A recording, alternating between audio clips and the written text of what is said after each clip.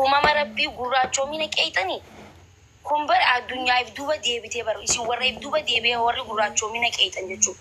Kuni nuti adiidhaa jechuun jirtan biyya adii jirtan malee isin uummata gurraacha akkasitti beeka. Biyya adii jiraataa jirtan malee araba bira gisee jiraatu adii ibseete gurraatti hundi keetu gurraattiidha. Dhaggeeffadhaa micoo irraa gad dhaabbadhaa dhugaa rabbii irraa gad dhaabbachuu baannaan walii gabbaana jechuu isin galee irraa dhaabbadhaa. Hay maal isin goote uumama rabbiitti nama qeexanii ammas as gad deebitanii baala sina siraata hin qabne deemaa qeeqaa ka amala tolfachuu dadhabde deemaa qeeqaa. Maal goote hojjechuu jirti micoon tun uummataaf dhaabbatti sagalee taate rakkataa hundaaf dhaabbatti jechuudha. Ganni nama ijoollee daa'iman jettu anfeemas ina jettu deemteetti barreessini taanaan uummata hundaaf deemtee sagalee taate jechuudha.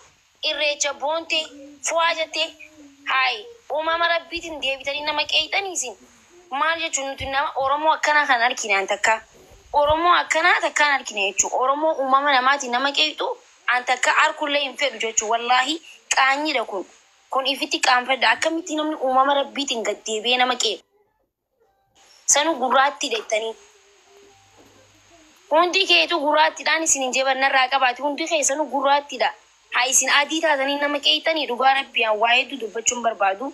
Ganni ati hin boon wanti si boocisu tokkollee hin jiru. Ati jechuun dubartii cimtuu abbaa feete warra si qeequ. Ana hunda keenyaa nama caalu ati jechuun nama cimtuudha ati jechuun. Sigalee cimina kan keetu keessa kan keessi ibsa jechuudha. Amala qabeettiidhaati. Namni fuulaanii miti amalaan bareeda. Ati nama amalaanis fuulaanis bareedduudha. Nama amalli kee halaala nama harkisuudha. Saniifuu jabaadhu hin booyin amala wanta qasira gabbaate imimmaan kee uummata agarsiisin. Warra konfidensii hin qabne warra akka keetii guyyaa tokkollee viidiyoo gabbee uummataaf sagalee ta'u miti. Bikka uummatni dhaabbate bikka namni guddaa dhaabbatee hin beene warra dhaabbatu warra dhaabbanneetu si qeeqa malee warri bikka namni guddaan dhaabbate gabbee uumamaan nama narrabsu. Kanaafuu cimtuu akkuma kaleessa cimaattee uummataaf dhaabbachuu turteetti akkuma hojii keetirratti cimtuu taatetti cimtuu ta'e hojjedhu gabbee hin mul'adhu fiigi utaal fakkittiin haa gabbaatu wallaahi walii gabbaana yoo adabatu baattan jechuudha. Oromoon nuti adii dheettanii yoo wanni jechuun jirtan ta'e nuti hiriira isin baasuu dandeenya miidiyaa kana gubbaa dhaabbadhaa miciyyoorraa yeroo hundaa gabbee isii qeeqa adabadhaa dhugaa rabbiyaan waan kana caalaa barbaadu hedduu naarii wallaahi hedduu naarii waan ta'eef irraa dhaabbadhaa yoo irraa dhaabbattan. Galatoomii. Hawaasa keenya salaamu alaikum warahmatullahi wabarakatuh. Poolisii koomee daqiiqaa takka naawasa bakka dalagaan jira. Daqiiqa lama dubbadhee gabbu'a. Si danda'as keessaa waan taate. Duraan dursa obboleettiitiin maakii galatoomii itti aansuudhaan obboleettiitii ani ganniin booyaa jirti jennaaniin mana cufee dhufee kalee ganamarraallee homa kana dubbataatiin turre. Akkana obboleessa tokkootitti ati sitti hin dhagamin ati nama hunda caalta. Akka jedhan sana osoo hin taane ati nama hundarraa ooli kaayoo qabda akeeka qabda safuu qabda dubartii miidiyaa kana gubbaarra jirtu irraa namni haga kan kee kabaja qabu namni haga kan kee abdii nutti horee ganda keenyas kabachiisin jiru akka gandaatti illee fudhanne jechuudha. Ati bifaanis gurraachoitu keessi kan kee adi takkaa gandaan nama qooddeen beetu kutaan nama qooddeen beetu amantaan nama qooddeen beetu dhugaa rabbii yoo fudhanne nama amantaan isaa amantaa biraa ta'ee masgiida rabbii ijaaraa jedhee amantaa biraa qabatee masgiida rabbiitiif dubbate muciyyoo tana qofaan arge jechuudhaan. Dhageeffadhaa. Hawaasa keenya warroonni jala deemtanii muciyyoo kana keeytan warroonni yeroo baay'ee jala deemtanii waan silaa namni nama isinitti dubbatu isinitti dubbattee jirti. Ani haadha tiyya guddifadhaa, haadha tiyya badadadhaa, haadha tiyya fayyifadhaa, haadha tiyya dhukkubsattuudha. Yoo ani jirre jiraachuu hin dandeessu narraa dhaabbadhaa rabbii jedhaa jettee maqaa Oromootiin gabbaatee sin gaafatte.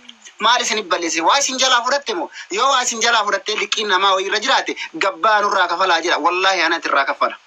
Yoo gartee rakkoo wayirraa qabaattan rakkoo kana nu goote jira kanaan achitti gurraachummaa yoo taate uumaa rabbiiti namarraa buqqisuu hin dandeessu. Kan kee gartee kisinillee rabbitu uume kasiillee rabbitu uume. Ammoo gaa warroonni waan kanarra dhaabbatanii dubbatan rabbinillee gubbatti sodaadha. Haddaati kasii dubbatte malee boru qooda waan rabbi sii dura sii qooda hin beektu. Ganni yoo taate nu oli naamusoituudhaallee. Kabaja qabdi, safuu qabdi, uumaa qabdi, duudhaa qabdi. Oromoo mataa Oromoo wali qabdee deemti. Gabbaatee Oromoo sagalee taate. Ati maqaa Oromooti sagalee ta'uu fi miti maqaa kan keetiin ka biyyi badaa jirtu jechuudha. Kanaafuu ganni kabajatu malaa fi kun nurraa hin malu sila.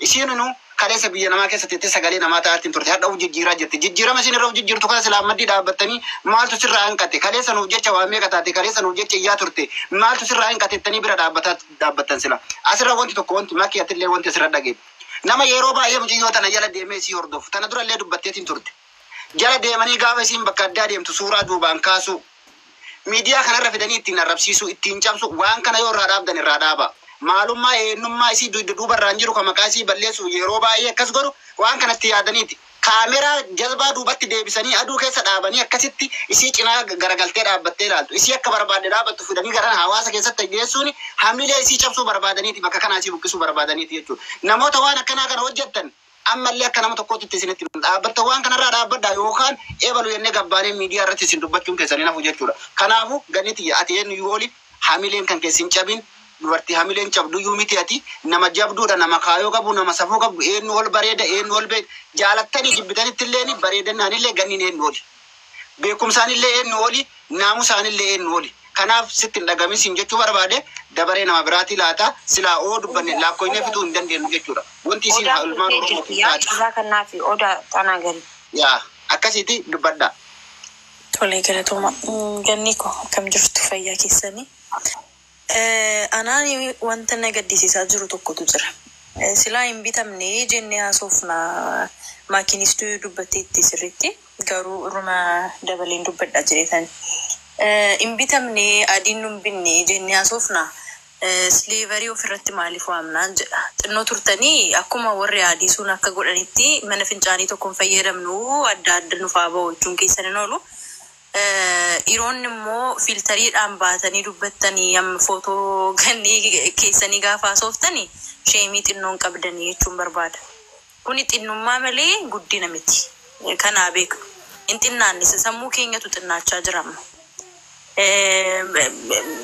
namni gurraacha addaa ta'e magaala ta'e istiin hin kaffalamaa moo damoozii irraa argannaa moo ani araan jira dhugaa baay'een aaree baay'ee gaddeera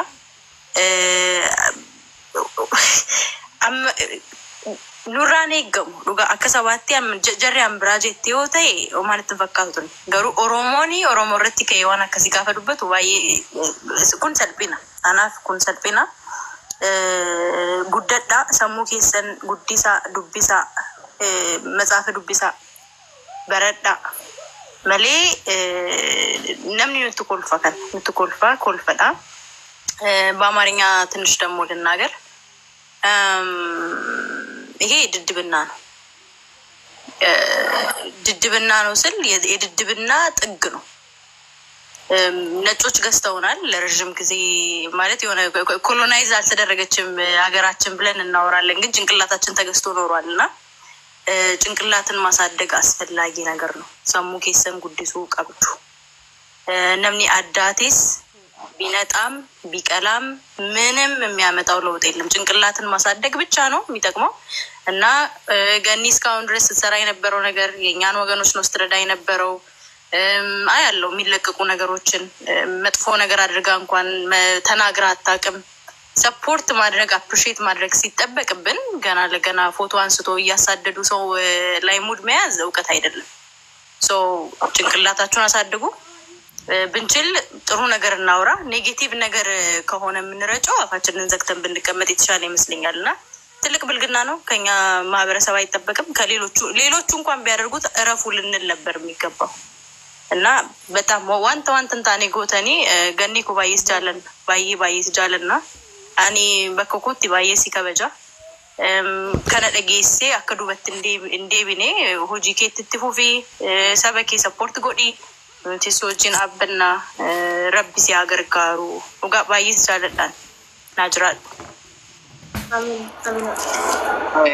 galatoma wata ko dubateetiin baa yeroon naguntiidha indu bataabs Jaafar duraan dursee assalamu alaykum warahmatullah warri amantaa biraati sashamaar kafune baga jiraatani ammallee jiraadha haasoo waan hunda waan sila dubbatamu qabu maakiin sireefu dubbattee fitte yoogaa wantumaaf taate malee wanni dubbatanii nafne ganni atiin tala oromooti nama oromoof dhalate nama oromoof dhaabbate kaleessaas arraasi hojiileen kee hundi nu boonsu ture andugaa dubbachuu fi atillee na beekuu baate hedduu si dinqisiifadha maaliif ati jannu duraatiis namaaniif asirratti Oromoo tana takka amantaan gandaan kutaan gosummaan takka nama laale osoo hin ta'in nama Oromoo koo yerooniif dubbatu hunda galgalaa ganama arboo shiriinsaa Oromoo koo jechuudhaan wallahi lasim onni irraa nama dubbatu irraa tokkooti nama silaa kabajaan maleef nama silaa olaantummaa kan nuuf hin malee nama irra xiqqeessuun malee ni miti garuu kan nagaddisiisu nuti dhiironni Oromoo baay'inaan beektaa silaas keessattuu ijoollummaan teenya biyya arabaa nuti warri biyya arabaa jirru kun ajenda feenaasi